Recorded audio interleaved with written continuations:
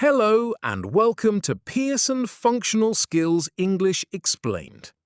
In this video, we will learn how to write a formal email for a Pearson Functional Skills English Entry 3 writing task. A formal email is written to a company, organization, or someone you do not personally know. Formal emails should be polite, professional, and clear. In this video, we will read the question carefully, create a simple checklist, write the email together step by step, and then review a complete model answer. Let's read the question carefully. You bought a mobile phone from an online company and you are unhappy with it. Write an email to the phone company to complain. You must explain when you bought the phone, what is wrong with it, and what you want the company to do. You must also include a subject line and use bullet points. Finally, you must write between 4 and 6 sentences. Before we start writing, let's turn the question into a simple checklist. We can use this checklist to make sure we answer every part of the task. Our checklist includes subject line, formal greeting, explain when you bought it, explain what is wrong, explain what you want, use bullet points, write 4 to 6 sentences, and formal tone. Let's start with the subject line. The subject line tells the company what the email is about. Keep it short, clear, and specific. Do not write full sentences in the subject line. Instead, use a few key words or a short phrase that summarizes the issue. For this email, a good subject line is faulty mobile phone. Because we are writing to a company, we need a formal greeting. We write, Dear Customer Service Team. Remember to add a comma after the greeting before you start the main body of the email. Next, we begin with a clear introduction. The sentence, I am writing to complain about a mobile phone I recently purchased, tells the company exactly why we are writing. This helps the reader understand the purpose of the email straight away. Notice that we use a full sentence and formal language. This is important when writing to a company because it sounds polite and professional. Next, we write, Here are the details. This sentence introduces the information that follows. It tells the reader that we are now going to explain the problem in more detail. This is a very useful Entry 3 writing strategy because it helps us organize our ideas clearly. It also creates a natural link between the introduction and the main body of the email. After writing, Here are the details, we can use bullet points to present our information. This is especially helpful because many Entry 3 writing tasks include bullet points in the question. These bullet points tell us what information we need to include in our answer. A good strategy is to answer each bullet point from the question with a separate bullet point in the email. This helps learners stay focused and makes it easier to check that every part of the task has been completed. Using this simple structure makes the email clear and easy to read. It also helps learners organize their ideas and complete the writing task one point at a time, making the writing process less stressful and more manageable. Now we answer the first bullet point from the question.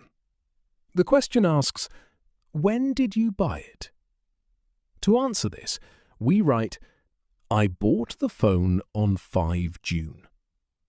Notice that we write a full sentence, not just the date. This makes our email clear and professional. A useful E3 writing tip is to turn the question into a sentence. The question asks, When did you buy it? And the answer becomes, I bought the phone on 5 June. This helps us answer the question clearly, cover the required information, and meet the requirements of both the writing task and the exam.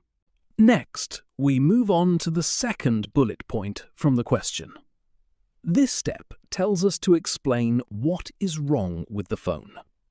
We need to give clear and specific details so the company fully understands the problem. It is important not to be too general. Instead, we describe the issue clearly so the reader can see exactly what is happening. To answer the question, we write, "The battery does not hold its charge and the phone switches off unexpectedly." Notice that we use a full sentence and we include two connected problems. This gives more detail and makes the complaint clearer and more professional. A useful entry 3 writing tip is to always match your answer to the question. If the question asks, "What is wrong?" we should clearly explain the fault in the device. Finally, we move on to the third bullet point from the question. This step asks us to tell the company what action we want them to take. This is an important part of a complaint email because it clearly explains what we expect as a solution. It helps the company understand how to resolve the problem. To answer the question, we write, "I would like a replacement phone or a full refund." Notice that we use a polite full sentence.